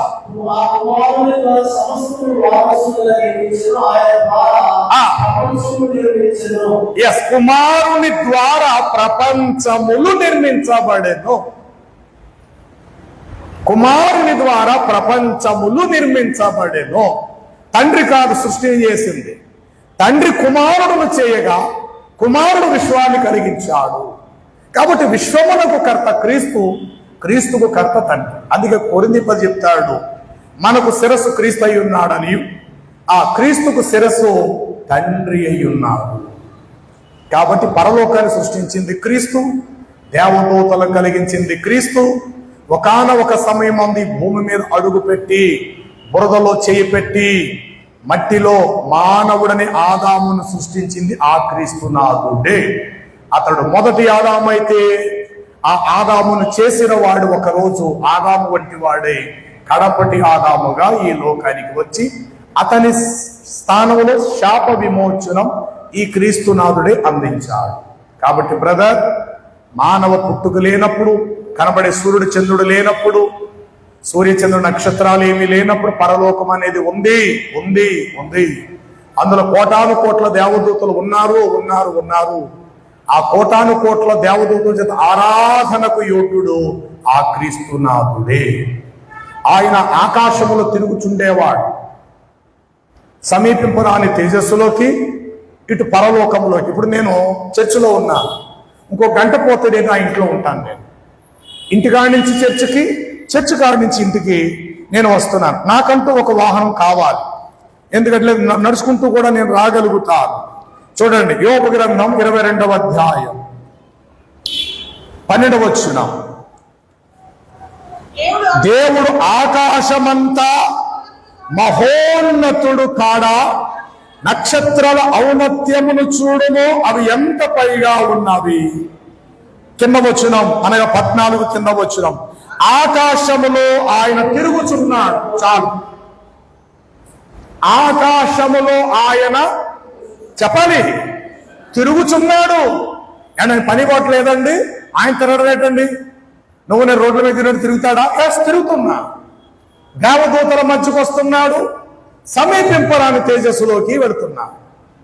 ఒకరోజు ఆయనను ఆరాధించు సమయం తటాస్తించినప్పుడు ఆయన వచ్చి పరలోకంలో కూర్చున్నాడు. అంతటి పరలోకంలో ఉన్న దేవదూతలు ఆయనను ఆరాధించుటకు ఒక దినము సమీపించినప్పుడు ఆయనను ఆరాధించుటకు దేవదూతలు వచ్చిరి. అది యోబు గ్రంథం 1వ అధ్యాయంలో మీకు కనబడుతుంది. మరి అంతకుముందు ఆయన లేడు అక్కడ పరలోకంలో. కానీ అక్కడ మాట ఎలా ఉంటుంది చదవండి అక్కడ. యోబు గ్రంథం 1వ అధ్యాయంలో ఉంటుంది. ఆయనను ఆరాధించు ఒక దినము సరిగా దేవదూతలు యెహోవా సన్నిధిని. అంత ముందు లేరా వీళ్ళు నిలవటానికి?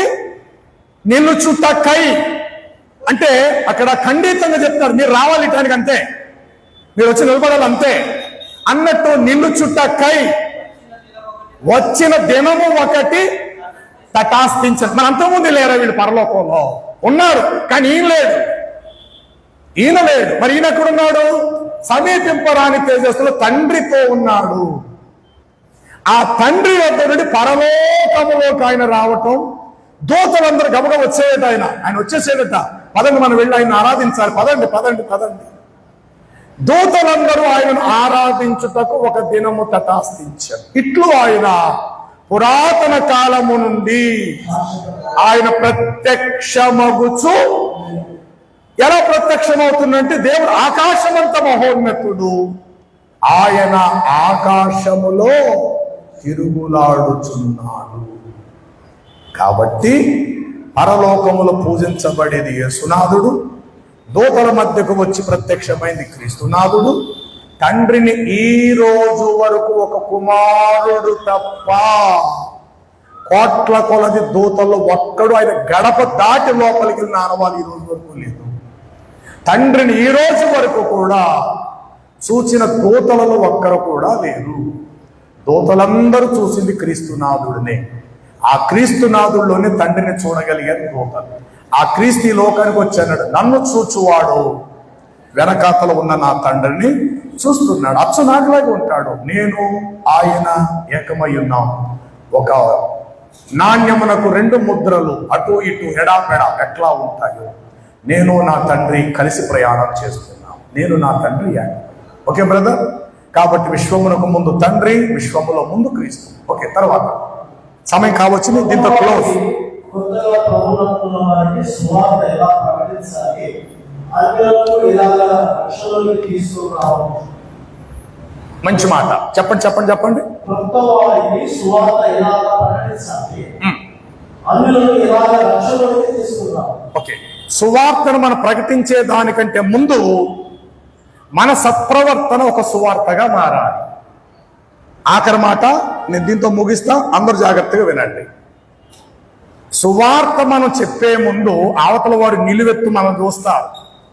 కింద నుండి పైకి 2 బొత్తాలు ఇలా తీసేసి ఇంతలా గోల్డ్ చైను, గోల్డ్ ఎంతంత పొరుగు పెంచి మీసలా మెలేసి యేసుప్రభు నమ్ముకుంటావా అని చాలా గొప్ప దేవుడు అనంటే హెంగింగ్గా ఉంటుంది అవతల వాళ్ళ దగ్గర.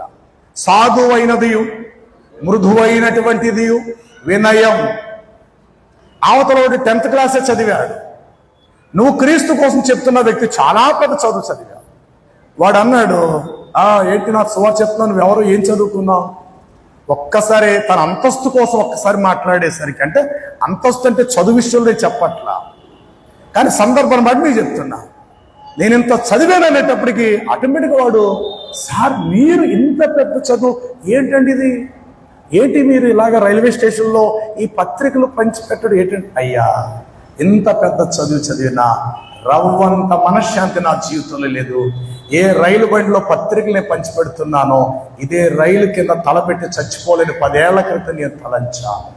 నా చదువు నాకు నెమ్మది ఇవ్వలేదు. ఆ టైంలో ఇప్పుడు నేను నీకు ఎట్లా చెప్తున్నానో, ఒకరోజు ఒక వ్యక్తి నాకు ఇట్లాగే చెప్పాడు. నేను ఆయన నమ్మాను.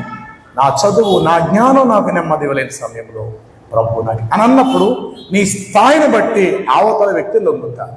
అది చదువు విషయంలో కావచ్చు, సంస్కార విషయంలో కూడా కావచ్చు. ఒక ఒబీడియంట్, ఒక క్రమం, చక్కని అంటే ఒక ఉందాతనంగా నువ్వు కనబడాలి. అవతల వాడిని చూసరికి ఓరు బాబు యేసుప్రభు ఉన్నప్పుడు నా బతుకు ఎలాగైపోద్దామని అనుకోవద్దు. అంటే నేను అన్నానని తక్కువగా నేను అంచనా వేస్తున్నాను అనుకోద్దు. నీకున్నంతలో ఉందాతనంగా ఉంది. యేసు ప్రభువును నమ్మినటువంటి వారు నీ దగ్గర ఖరీదైన దుస్తులు లేకపోవచ్చు, కానీ ఉందాతనంగా ఉండటం, ఉన్న దాంట్లో ఉందాతనంగా ఉండటం నేర్చు.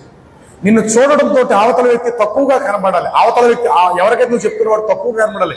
అరే ఇంత చదువు లేకపోయినా ఇంత నిర్భేద స్థితిలో ఉండి కూడా ఎంత ఘనంగా కనబడుతున్నాడు ఈ వ్యక్తి, నిజంగా ముఖం చూస్తే ఎంత కళకళలాడుతూ ఉంది, ఎంత దీనంగా ఉన్నాడు అంటే యేసు ప్రభుని నమ్ముకుంటే ఇంత ఉందాతనం ఇంత స్థితి కలుగుద్దా, నాకు అన్నీ ఉండి కూడా అవివేకిగా ఉన్నానే నేను అని వాడిలో ఒక సద్భావం సత్ప్రవర్తన పుట్టాలి అని అంటే సువార్త చెప్పే నువ్వు సువార్త కంటే ముందు నువ్వు ఒక పత్రికగా మారాలి. కాబట్టి మనం చెప్పే మాటను బట్టి కాదు, మనల్ని చూసి చాలా మంది ప్రభువుని నమ్మాలి. ఇది మొదటి విషయం. ఈ విషయం చాలా మందికి తెలియదు. రెండో మాట చెప్పి నేను ముగించేస్తా. అదేంటంటే ఇప్పటి కాలంలో సువార్త చెప్పటం చాలా కష్టముతో కూడిన పని. పూర్వకాలం మందు సువార్త ప్రకటించని ఎడల నాకు శ్రమ, ఇప్పుడు సువార్త ప్రకటిస్తే నాకు శ్రమ. ఎక్కడ కొడతారో తెలీదు, ఎక్కడ తిడతారో తెలీదు. కాబట్టి ఇలాంటి టైంలో రక్షించబడినటువంటి ఒక వ్యక్తి యొక్క సంపూర్ణ సాక్ష్యం కలిగిన ఒక వ్యక్తిని సువార్త పరిచయంలో వాడుకోవాలి. ప్రధానంగా మన దేశ పరిస్థితిని బట్టి అతడు పురుషుడై ఉండకూడదు, ఆమె ఒక స్త్రీ అయి ఉండాలి. ఆమెను ముందు పెట్టండి. అంటే ఇప్పుడు రోజుల్లో జరగబోయే సువార్త ఇంకా ముందుకు వెళ్ళాలంటే ఒక ఆడదాన్ని ముందు పెట్టండి, మగవాళ్ళు పాస్టర్లైన వెనకాతలు నిలబడండి. ఆవిడ మై కట్టుకొని చెప్పొద్దు సువార్త. ఈలోగా కొంతమంది వచ్చి పాపు ఏటమ్మా ఎక్కడి నుంచి వచ్చావు, ఏ ఊరేటి మంది, ఏటి ఈ ఊర్లో సువార్త అనేసి అంటారు. మగవాళ్ళు ఎవరైతే ఉన్నారో వారందరూ వెనకాతలో ఉండాలి. ఈ ఆడది చెప్పగలిగే సామర్థ్యత గలదై ఉండాలి, ఇప్పటి కాలానికి ప్రిపేర్ అయ్యి ఉండాలి. అప్పుడు ఆవిడ మైక్ పక్కన చెప్పు బాబు ఏంటి, అదే మా ఊర్లోకి వచ్చి ఇక్కడ సువార్త చెప్తున్నావు, నీకు ఎవరిచ్చారు అధికారం అని అన్నప్పుడు మగవారు ఎవరు కలగ చేసుకోకూడదు. ఈ రోజులను బట్టి ఆడదే కలగ చేసుకోదు. ఎవరు వీళ్ళంతా, నేనే తీసుకొచ్చా. ఇంతమందికి వచ్చి మా ఊరంతా మార్చేస్తావా? చూడు బాబు, దేవుడు నీకేనా, మాకు కూడా దేవుడు ఉంటాడా? ఉంటాడు, మీకు కూడా దేవుడు. భక్తి మీకేనా, మాకు కూడా భక్తి ఉంటుందా? ఎవరి భక్తి వారికే ఉంటుంది. మొక్కుబడి మీకే ఉంటుందా, మాకు కూడా ఉంటాయా? మొక్కుబడి ఉంటే ఉండొచ్చు కదా. భక్తి మీకున్నట్లు మాకుంటుంది, అలాగుననే మొక్కుబడి మీకున్నట్టు మాకుంటుంది, దేవుడు మీకున్నట్టు మాకుంటాడు కదా. నా భర్త కాలు చెయ్యి వచ్చి పడిపోయి 10 సంవత్సరాల మంచం మీద ఉన్నాడు, ఇది నువ్వు చెప్పాలి. అయితే నా భర్త పేరు రామచంద్రరావు. చెప్పండి, నా భర్త పేరు రామచంద్రరావు. మా ఇంటి పక్కన వాడు చెప్పింది, అమ్మా యేసుప్రభుని నమ్ముకో నీ భర్త బాగుంటాడని అన్నది. వీళ్ళు చెప్పినంత అబద్ధాలు అనుకున్నాను నేను ఆ రోజు. సరే, వైద్యులందరూ అయిపోయారు, రామచంద్రరావు అనబడి నా భర్త మంచం మీద ఉన్నాడు. ఎందుకో ఒక రోజు నాకు ఆశ కలిగింది, యేసుప్రభా నీ క్రైస్తవుడు చెప్తుంది ప్రభు ఇలా బాగు చేస్తాడని. నిజంగా నా భర్త బాగుపడితే నా భర్త పేరు మీద 100 పత్రికలు ముద్రించి 100 ఇళ్లకు ఇస్తానని నేను మొక్కుకున్నాను. నా భర్త పేరు రామచంద్రరావు కాబట్టి నా భర్త పేరు మీద ఉండే ఏ ఊరైతే ఉంటుందో ఆ ఊరికే నేను వెళ్తానో మొక్కుకున్నాను. కాబట్టి మీరు రామచంద్రపురం వచ్చాం. ఏ ఊరు వచ్చాం? మెండపేట వెళ్ళాను నేను. ఎందుకని మా ఆయన పేరు రామచంద్రరావు, మా ఆయన కాలేజీ పడిపోయింది. మొక్కుకున్నాను, నా భర్త లేస్తే నా భర్త పేరు మీద ఏ ఊరైతే ఉందో, నిడదల పక్కన అప్పరపేట ఉంది, తెలుసా మీకు? అప్పరపేట నిడదల పక్కనే. అదే మీకు తెలుసండి, మాధవారు మిలిటరీ మాధవారు పక్కనే అప్పరపేట. వెళ్ళినప్పుడు అలా బోర్డులో ఉండవు, అరే భలే ఉంది పేరు అప్పరపేట. ఇంకెన్నో ఉండొచ్చు, సుబ్బరాపేట ఉంటుంది, అప్పరపేట ఉంటుంది, ఇంకోటి ఏదో ఉంటుంది. అలాగే పేర్లు కూడా మనకు ఉన్నాయి. ఆ అడిగే వారికి సమాధానం చెప్పాలి ధైర్యం. చూడు బాబు, చూడు తమ్ముడా, వయసులో నాకు తమ్ముళ్ళు అంటుంది. మా ఆయన పేరు రామచంద్రరావు, కాల్ చేయబడిపోయింది. మా ఇంటి పక్కన కూడా చెప్పింది. కాబట్టి నేను అనుకున్నా 100 ఇళ్లకు 100 పత్రికలు పంచుతానని ఒక మొక్కుబడి చేసుకున్నాను. నా మొక్కుబడి నేను తీర్చుకోవద్దంటావా?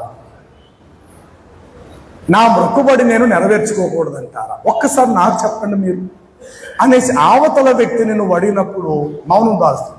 అలాంటప్పుడు మీరు ఎక్కడో చేసుకోవాలి, రాజమండ్రి వచ్చి మా ఊరు చేయడం ఏంటి? మీరు నీకు ఇంకా మధ్యలో ఊళ్ళు తగలలేదా? అరే బాబు కంగారు పడక, నేను చెప్తున్నాను కదా మా ఆయన పేరు రామచంద్రరావు, కాబట్టి మా ఆయన పేరుకు తగ్గట్టు ఊరు ఏది ఉంటుందా అని నేను అనుకున్నాను ఒక రాత్రి.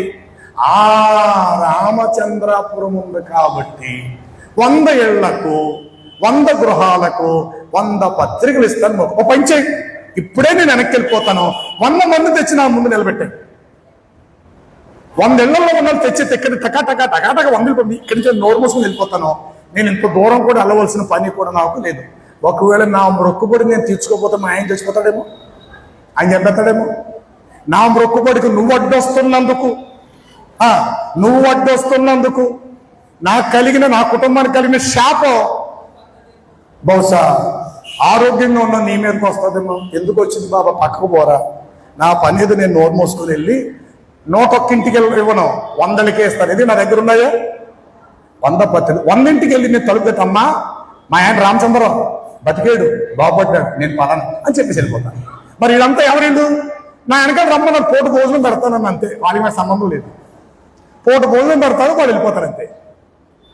అంటే ఈ రోజుల్లో యుక్తిగా, జ్ఞానంగా, కాస్త తెలివి ఉపయోగించి దేవుని యొక్క సువార్త క్రమాన్ని ఈ రీతిగా చేయగలిగితే, ఇదివరకు మగోళ్ళు ముందుండేవారు ఫుల్ బీటింగ్ ఆడేసుకున్నారు. ఈరోజు స్త్రీ అనేటప్పుడు కొంచెం భయపడతారు కాబట్టి స్త్రీని ముందు పాత్రగా మీరు పెట్టి వెనకాతల నిలబడి సువార్త జ్ఞానం చెప్పులు చేయాలి తప్ప విమర్శనాత్మకంగా చేయబాకండి.